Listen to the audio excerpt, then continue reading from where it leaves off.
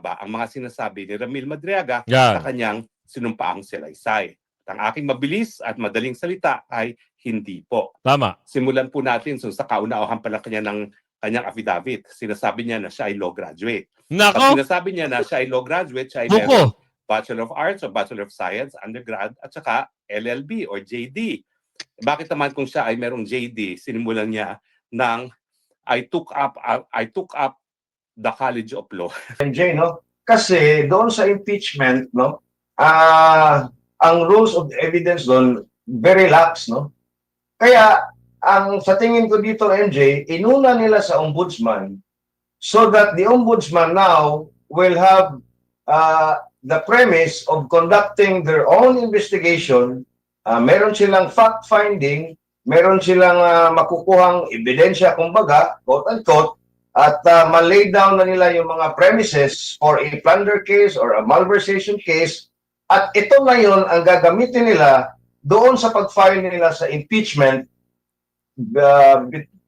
after February 6 or on February 6 or beyond. Hindi sila malinis. Ang sinasabi ko nga dito, ang problem sa kanila, kumbaga, excuse me, gatigab ko. Ang ibig sabihin, pumasok sila sa ganitong klase, sa ganung klaseng mundo. Which is, nakita nila ngayon na hindi forever ang pakikipagkampiyan sa bangag. Kapag kailangan nilang yun, ilaglag ka, ilalaglag ka nila. Di ba? Yes. Magandang hapon muli sa ating mga kasama. Happy Saturday, araw ng Sabado. Magandang hapon po sa inyong lahat. At andito naman sa Kuya Goods nagbabalik. At syempre, kung hindi ka pa nakasubscribe sa ating channel, pa-subscribe na lang po at hit mo na rin yung bell para update ka sa ating mga video. Remind ko lang po kayo kung hindi po nagno-notif sa inyo ang ating video, gagawin niyo po ay halungkatin nyo sa YouTube ang pangalang si Kuya Goods. Kasi minsan, baka nakakalimutan na tayo. Joke. Pero hindi, ang ganda ng sa atin ni Boss. Binigyan tayo ng pasasalamat. At salamat din, kay Boss, kung sino man yung boss na sinasabi ko. Ito po yung may-ari ng YouTube. So ayan, simulan na natin Himay-himay natin ang sinasabi ni Madriaga. Sino ba itong si Madriaga na ito? Siya lang naman yung nagpapanggap na bagman ni Bibi Sara. Taga saan ba itong si Madriaga? Yan ang aalamin natin sa usapin at kwento ni Atty. Haro Roque. At ngayon, sang-ayon ka ba sa pagpapatalsik kay Bibi Sara gamit ang mga makakaliwang grupo at mga ano-ano pa mga grupo? At ito pa dahil may usapin na pinasok na ang bahay ni Saldico sa BGC, pera at dokumento daw na-recover sa loob ng kondo. Talaga ba? Nakwento nyo yan? Talagang may pera? Magkano? Solin nyo sa Pilipino yan. Solin nyo sa taong bayan. Baka naman pag-interesan nyo pa. Baka ayaw daw sabihin. Baka mamaya, kunin ang amo nila. Ni Balulong at ni Bungit. Ilang bilyon ba yan? Paandar nila may pera daw. Involved sa flood control. Talaga magkakasama naman kayo eh. Ano pa iisipin ng tao? Diyan naman talaga galing yan. Kung meron man, o kung tansyan nyo lang ay gigipitin nyo. Si Saldico lang at siya lang ang patumbok nyo dito sa mga issue. Hindi ho kayo paniniwalaan ng taong bayan. Dahil kayo ang sinisisi ng taong bayan sa paglustay at pagnakaw ng mali-malitang pera. Diba? Ang saklap. Ano pa? Higit 120M campaign donation ni Erwin. Konektado yan sa Yap Brothers. Panagutin nyo rin. Eto may balita. Konektado daw yung campaign donation. Gawin nyo rin yung ginawa nyo kay Senador Marcoleta. Na di ba gusto nyong paalis at baklasin si Senador Marcoleta dahil parang tinik siya sa inyo dahil sinisiwalat yung mga baho? Paano naman to si Manong Erwin? Ano kayang gagawin ng COMELEC dito? Yung chairman, Kaya mo bang sibakin ito at kasuhan? O pasagutin kung saan galing yung donation fund na yan? Alamin natin yan mamaya. At simulan natin dito, kapal ng muka. Sonsa sa mga congressman sa pagpasa ng unprogrammed fund. Agoy. Antibay talaga ng mga dorobo, no? Talagang gusto nilang dorobohin. Ipapasa ang pondo ng unprogram. Saan itatapal yan? Doon sa sinabi ng Supreme Court na PhilHealth Fund na 60 billion. Doon nila nanakawin niya sa unprogram. Diba? Simulan na natin, Atty. Harry Roque. Anong meron ngayon? Alamin natin. Na-convict siya ng RTC, na-absolto ng Supreme Court, at bukod pa po dyan, dinimanda ni Chavit Singson for extortion, at bukod pa po dyan, ako po ang private prosecutor kung bakit siya ay nakakulong sa 2 counts of kidnapping for ransom. So malinaw po sa mga kasong hinarap at hinaharap ni Ramil Madriaga na siya ay isang polluted source. So ang ating desisyon ng Korte Suprema, ang mga pasaring para mapaniwalaan dapat manggaling sa panipaniwalang source at dapat yung sinasabi ay kapanipaniwala din. So ngayon naman, pag-usapan natin, kapani-kapaniwala ba ang mga sinasabi ni Ramil Madriaga sa kanyang sinumpaang salaysay? At ang aking mabilis at madaling salita ay hindi po. Tama. Simulan po natin sa kauna-uhan pala kanyang affidavit. Sinasabi niya na siya ay law graduate. Nako! Pag sinasabi niya na siya ay law graduate, siya ay meron Bachelor of Arts o Bachelor of Science, undergrad, at saka LLB or JD. Bakit naman kung siya ay merong JD, sinimulan niya ng I took up the College of Law. Hello. Kung ikaw naman ay law graduate at merong college degree at saka merong law degree, miski hindi ka pa pumasa ng bar at naintindihan ko ba't hindi siya pumasa ng bar, ay hindi mo naman sasabihin I took up the College of Law. Binuhat niya yung College of Law. Dapat I took up law at the College of Law. Hindi yung I took up at the College of Law. So sa simula pa lang niyang hirit, hindi nakapanipaniwala na siya ay talagang sinasabi kung sino siya. Pero isa-isahin na ating mga sinasabi. Madriaga, barado ka na kagad dito kay Atty. Harry. Hindi mo kakayanin. Abogado ito eh. Ang problema lang kasi, yung affidavit mo, hindi ka panipaniwala. Bakit? Nakisaw-saw ka pa kasi. Magkano ba binayad sa'yo? Para tumistigo ka na ikaw ay maging bagman ko, no? Sarsuela. Meron naman kayong Swarcela panonoorin. Kahit nagkabistuhan na isa pala itong taga-oblo o nakulong, gagawa ng kwento na siya raw ay isang, ano ba tawag doon? Isang PSG, kuno. Hindi nga siya kilala ng chief ng PSG nung mga panahon na yun eh. Tapos sasabihin pa PSG raw siya. At siya raw yung tagahatid ng bilyon-bilyon, 33 billion. O milyon o bilyon. Sabihin natin 33 billion o milyon. Kasya ba sa duffel bag? Nagpakita na ako ng duffel bag. 2 duffel bag. Isang malaki, isang maliit. Sa tingin mo, kakasa yun doon. Mag-isip ka nga. Gagawa lang kayo ng affidavit. Sablay pa, mga Attorney Banat. Sabi niya, abay, ang dami niya naging trabaho sa gobyerno. Bakit? Meron ba siyang napakitang GSIS? Meron ba siyang napakitang booking na Certificate of naman. Employment? At saka ito nakapagtataka. Ang sabi niya, siya empleyado ng, ang dami niyang posisyon. National Security Council, NBI, Revenue and Integrity Protection Service, General Headquarters ng AFP from 2018 to 2022. Pwede ba yun? Nung ako po'y nanalo bilang kongresista, kinailangan ko mag-BTO bilang full-time law professor sa AFP kasi bawal ang dalawang trabaho sa gobyerno. Tama. Pinagbabawal po yan. At lalong pinagbabawal ang double compensation. Tama. Isa lang po ang pwede maging pwesto sa gobyerno. Hindi po pwede na 1, 2, 3, 4, 5 na trabaho sa gobyerno sabay-sabay. At ito daw po ay from 2018 to 2022. Ha? Kala ko 2018 ay nasa oblo siya. Oo, ngayon may statement na naman siya na nagtrabaho sa gobyerno. Wala talaga, peki. Kaya tama lang na ano tawag doon? Ibulgar ang baho o isoplakin, ika nga. Kasi gagawa sila ng kwento, akala nila hihitik sa takilya. Kasi ito pantakip ito sa flood control issue. Di ba nga nagsalita na yung iba doon sa Senado na posible na raw alisin ang usapin ng flood control. Di wala na, nanakawan na tayo, wala pang nakulong. Ngayon, ang sinasabi nila, ang yabang-yabang ni Bongit na may papakulong siya ngayong bago magpasko, sino kaya ipapakulong niya? Baka yung sobra na sa tama, nag-hallucination na. Mapapakulong niya yung mga nakatakip ang maskara, nakatakip ng pinasok sa oblo, yun ang napakulong niya kuno. Pero hindi mo nga kilala kung sino mga pinasok na yun dahil nakatakip ang muka, papasok ng kulungan.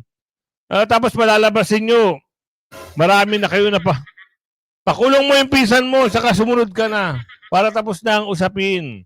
Ayan lang naman ang inihiling kasi kawawa na. Magkano na dollar ngayon? 59 na. Kailan siya nagsimula? 2022. Magkano ang dollar noon? Noong 2022, nasa 54 pa lang. Ngayon, 5 piso ang dinagdag. Diyos mio, Marimar, bagsak ang ekonomiya. Bago magtapos ang taon na yan, sasadsad na yan sa 60 hanggang 62. Kawawa ang Pilipinas. Wala ng reserve gold, wala ng pera, nangutang pa, wala na yung budget ng flood control, ninakaw na lahat. Wala na talaga. Infrastructure, ubus na. Mangungutang pa sila. Sakla pa na. Tuloy.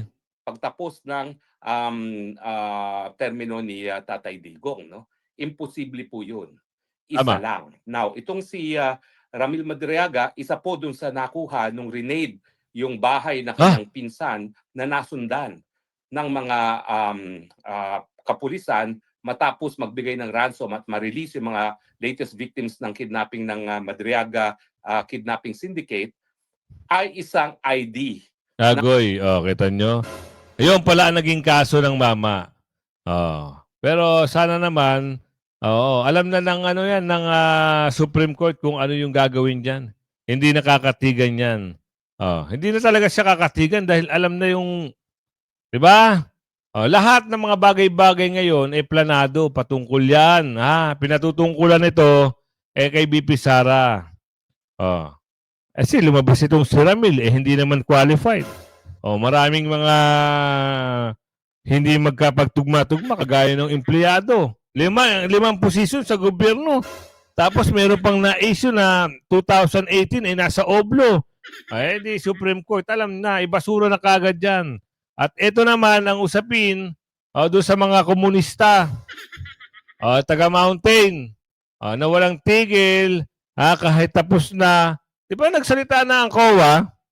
Di ba? Ano bang problema nyo sa 125 million? Meron naman kayong kinokonektang bilyon-bilyon na sinama nyo si Madriaga sa kwento. Mali kagad yung statement. Wala na. X kagad. Walang sustansya yung mga banat nila. Samantala, ito, may paliwanag dito, ang plano, sibakin si Bibi Sara. Remove her from the position. At collateral damage na nga, itong mga kaalyado ng mga Duterte, the latest of which is going to be Senator Bato de la Rosa. Yan. Sinabi kanina ni Attorney Guanzo na amin siya makapanayam na plan B itong kaso sa ombudsman. Uunahin muna nila yung impeachment, tapos pagluto ng impeachment, ito na yung Good. kaso sa ombudsman. Yan na. Sige. Sabi na eh. That is where I depart with Attorney Rowena Guanzon. I respect her views. She being a very brilliant lawyer and with some decades in government service. Pero sa tingin ko, iniba na nila ang approach, MJ, no? Kasi doon sa impeachment, no, ang rules of evidence doon very lax, no? Kaya ang sa tingin ko dito, MJ, inuna nila sa ombudsman so that the ombudsman now will have the premise of conducting their own investigation. Meron silang fact-finding, meron silang makukuhang ebidensya, kumbaga, quote-unquote, at malay down na nila yung mga premises for a plunder case or a malversation case At ito na yun ang gagamitin nila doon sa pag-file nila sa impeachment after February 6 or on February 6 or beyond. Dahil nga may 1-year ban. So, ito na yung the ombudsman now will be doing the work, no, of Congress in the 20th Congress, the lower house of the 20th Congress.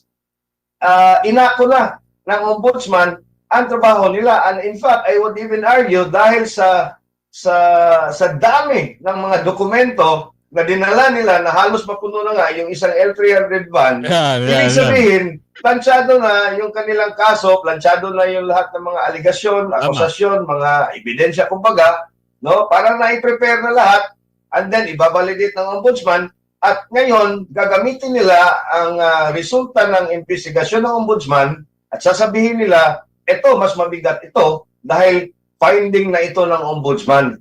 So yan ang nakikita ko. Kaya inuna nila ngayon na i-file doon sa ombudsman para yun ang gagamitin nila for the impeachment to give it a semblance na ito'y makatotohanan, ito ay mabigat, at ito ay dapat ikonsidera ng impeachment court na rason para nga mapatalsik itong si VP Sara Duterte, at not just mapatalsik, to bar her from running from any public office, including the presidency in 2028, MJ. Isa na doon at Sir EB, yung recommendation ng ombudsman magpataw po ng preventive suspension Ha? sa mga opisyal na makikitaan po nila ng probable cause, lalo na yung mga kaso may kinalaman sa graft and corruption, dishonesty, misconduct, at anumang mga kaugnayang paglabag sa isa pong nasasangkot sa mga irregularidad, Sir EB. Eh bakit, Boss AJ, MJ, bakit hindi nila, yung brotherhood niya, o yung kaprat niya na si Balulong, ay hindi niya magawa ng ganyang usapin na kasuhan ng plunder? Bakit? Bukod tangi lang si BP Sara. Parang nilalaro lang nila, lahat sila nagsasabwatan, andyan yung nakaupo, andyan yung pinsan, andyan yung ombudsman, andyan yung mga taga-kamara. Duterte lang ang nilalaro nila. Bakit? Kasi takot na takot sila sa 2028. Baka pagdating ng 2028, pag upo ni BP Sara, lahat sila tastas. Singilin sila ng husto, lalong-lalo na yung group effort na ginawa kay Tatay Digong. Yun ang kinakabahan nila eh. Meron pa silang pinapasambil, anti-dynasty kuno. Naknang tipaklong oh. Pag nagawa nyo yan, safe na naman kayo. Bakit? Paano kayo naging safe? Ay, ganito lang yan. Simplehan lang natin. Kayo hindi na kayo kasi mananalo. Yung pangalan nyo, bahong-baho na. Nalura ka na ng kabahuan. Kumbaga sa wala nang pag-asa. Kaya, gagawa na naman kayo ng kwento yung anti-dynasty na anti-dynasty. Okay yan kung sa okay. Kaso nga lang, naging kalakaran nyo na eh. Ilang kayo dyan? Sige nga, sabihin mo sa akin. Ilang kayong pamilya na nandyan nakapesto? Magmula doon sa tsuhin, kayo, ikaw, yung tatay mo, yung tsahin mo, at kung ano-ano pa na nasa Ilocos. Diba? Tapos ngayon, babanat ka na anti-dynasty. Wow! Tuloy. I do not know. No, I'm not a legal expert again, but as I understand, hindi covered sa isang preventive suspension or any administrative charges ang impeachable officers, no? Kaya nga sila ay dapat na, kasi administrative yung removal from office eh. So administrative yan. So meaning to say, yung impeachable official, no, tulad ng presidente, vice-presidente, at saka yung mga members ng constitutional bodies like the Ombudsman, COA, at COMELEC, ay pwede lang silang ma-impeach para matanggal sa kanilang pwesto. I do not know and I haven't heard or read any jurisprudence or any precedents na mayroong isang vice president na nasuspend, no, preventively by the ombudsman dahil nga sa kinokonduct na isang preliminary investigation, no.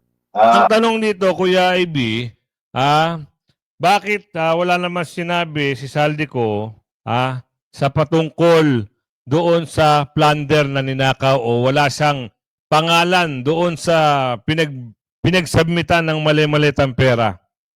Kanino naman kaya script yan? Oo, ngayon hinahanap nila si Saldico. Sa tingin nyo, lalabas si Saldico? Wala na sa Portuguese si Saldico. Umamin na si Ate Maharlika, si Saldico ay nasa Jupiter. Oo, puntahan nyo doon, hanapin nyo doon, ha? Oo, baka makita nyo sa Jupiter, malapit siya, yung pinaka-landmark ng Jupiter, malapit siya sa Burgos. Alam niyo ba yon? Sa Burgos, malapit siya sa Polaris. Baka matagpuan nyo doon si Saldico. Alamin natin kung ano, mahihirapan talaga silang mahuli si Saldico, lalo't na ngayon. Hindi natin alam kung lahat ng ito ay paandar lang ni Bongit. Kasi mayroong mensahe na, sige, susuportahan kita pero ilalaglag kita. Alamin natin, ate, pasok. Mahirapan na silang mahuli si Saldico. Ah. Okay? Saldico, magpa-interview ka na palangga sa akin. Yan. Ang aking nalalaman ay protektado na si Saldico. Yun. Di ba? Nino? Ang be vigilant. So si Saldico na nagbunyag ng pagnanakaw, 52 billion, 25 billion, 50 billion ni Sandro Marcos, 52 billion ni Bangag, Lisa Tanas, ano pa ba, kailangan boljakin na lahat, tapusin yung mga yan. Diba? Recently, sinasabi nila si Saldico na sa Portugal, hindi ko sasabihin, pero alam ko kung nasaan si Saldico. Diba? Saldico, my BFF. Ha? Wow! Diba? Sino kaya yun? BFF na ngayon Oh my ni God. Maharlika si Saldico. Agoy. Yes, ang information niya dapat protektado. So mga kababayan, ang aking panaginip. Yan. Da. Kababayan ay protektado na. Darling, mag-ingat ka dyan, ha? Okay. So, napag-alaman natin na si Saldico ay ka-level na rin ni Spokes Hareroque. Yun! Ka-level na sila. Yun na. Diba? Kung ano yung Mga- status ni Spokes. Oo, Okay, mukhang nakakuha na kagad ng asylum, hindi. Ibig sabihin, may application na ng asylum. Ay, baka nga. So, alamin natin kung si Saldico ba ngayon sa status niya na pinakancel ang kanyang pasaporte at pinaghahanap siya ng batas ng Pilipinas, kanino na ba kakatig o kanino ba kakampi itong si Mr. Saldico? Tuloy. Alaman natin na yun na rin ang status ni Zaldi. Malamang. Oo, malamang. So, sasabihin ko na ba kung saang bansa? Ayun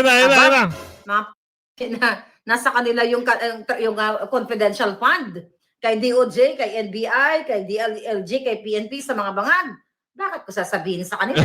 Di ba? Ba't natin sasabihin sa kanila na dapat nila magtrabaho? Di ba? Sabi ko nga, kahit si Saldico ako'y kinasuhan, maglalaban pa rin naman kami sa korte. Pero sooner or later, sabi ko nga, Saldico, dismiss it at magtandem tayo sa isang bangka. Pagbabayin natin ang mga addicted convictus. Di ba? Pero sinasabi ko, hindi siya absueldo dito. Pero at least, nakatulong siya na nag-expose siya sa taong bayan. Di mo kawawa din naman si Saldico. Imagine mo, ginamit lang siya. Tapos ngayon, diniin siya ng diniin. It's the same, di ba, with the Discayas, na ngayon, pinahuhuli na sila. Ang punto ko, hindi sila malinis. Ang sinasabi ko nga dito, ang problem sa kanila, kumbaga, excuse me, gatigab ko. Ang ibig sabihin, pumasok sila sa ganong klaseng mundo. Which is, nakita nila ngayon, na hindi forever ang pakikipagkampiyan sa bangag. Kapag kailangan nilang ilaglag ka, ilalaglag ka nila. Di ba? Katanungan.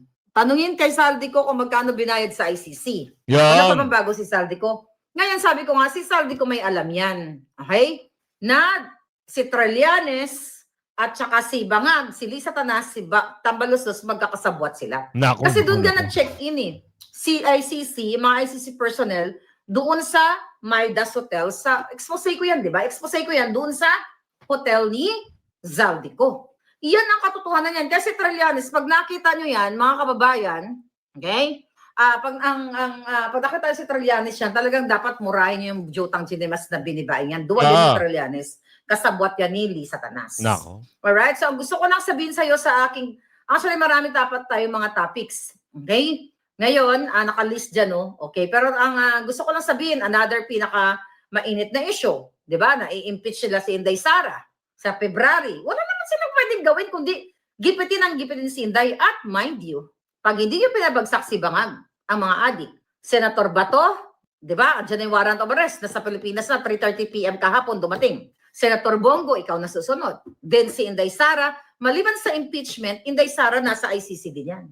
Lahat ng padihot, lahat ng mga klaseng panggugoyo, pangbubudol, pangdidistrongkar, pagpapabricate ng crime, gagawin nila laban sa mga Duterte. Ayan na. Nako, nakuha na ang punto. Isipin nyo ha, alam na alam eh. Publication, kung magpapabricate sila ng pwedeng iba to kay BP Sara, eto na. Sabi nga, di ba, mahihirapan silang talunin si BP Sara at yung alyado ni BP Sara sa 2028. Sinimula nila ngayon kay Senador Bato, kay BP Sara, sinama na natin si Jinggoy, isama rin na natin sino to? Yung pinondohan daw na taga Bicol, si Mamang Cheese. Diba? Ngayon, iniisa-isa nila. Senador Bongo daw ang kasunod. Iniikot-ikot na sila. Pwede mangyari. Diba? Kasi nga nagawan nga nilang na kwento. Ngayon, alam nyo na ba kung nasa si Saldico? Hindi sasabihin ni Maharlika, pero yung bahay ni Saldico mismo ay pinasok. Ngayon, nagkaroon sila ng pera. Wow! May nakitang pera eh. Ibigay sa taong bayan, ibalik ang pera sa taong bayan. Pero pera at dokumento na recover sa loob ng condo unit. Wow. Ilang bilyon ba yan? Baka naman ng 1,000 lang yan. Ginawa nyo naman na kwento. Kasi hindi na inilabas. Sir, dito po sa naging action po ng NBI in the service po ng isang search warrant. Kamusta po sir yung naging operation po na yun ng NBI OTCD na inabot na raw po siya ng madaling araw? Kamusta po? Well, the operation was a success, and so far as the NBI Organized and Transnational Crimes Division being able to collect what we believe is sufficient evidence. Now, because of that, we are ready to return the warrant and the inventory sheet to the issuing court for the court to be notified that there was an affirmative result of the operation. And then from there, we will have to wait for the disposition of the court on the matter. Opo. So, itong mga nakuha, sir, ano ba to? May pera po ba? May mga dokumento po ba? Ano ba, sir, yung value po nakikita niyo po rin? Well, there are plenty of documents. Meron ding cash, although minimal. Well, the value there is somehow we will be able to cross-reference these documents to those we already have. And at the same time, pwede ikumpara doon sa mga statements earlier given by witnesses who came forward and offered testimonies para malaman natin at magagamit ba ito sa ating pagpa-file ng kaso. Wala, maliit lang pala na pera. Naisama lang ang kwento. Di ba? Pero napasok nila yung bahay. Ngayon, merong mga ebidensya na iuugnayan kay Saldico. Palalabasin dyan na siya ang mastermind ng lahat. Pero hindi eh. Siya nga nagbulgar eh. Ngayon, sabi ni Ate Maharlika, hindi niya sasabihin kung nasa Jupiter ba? Ito mabibigla kayo. Nagawa nila ng kwento si Senador Marcoleta patungkol sa mga donasyon o sa SOSE. Di ba? Kung sino yung mga nagbigay ng donasyon para sa campaign o campaign fund. Ginawa nila ng issue na. Di ba? Parang sinokos ba yun o kailangan magpaliwanag o etc. kung ano yung binato nila kay Senador Marcoleta. Ngayon, may balita dito, higit 120M na campaign donation ni Erwin konektado sa Yap Brothers.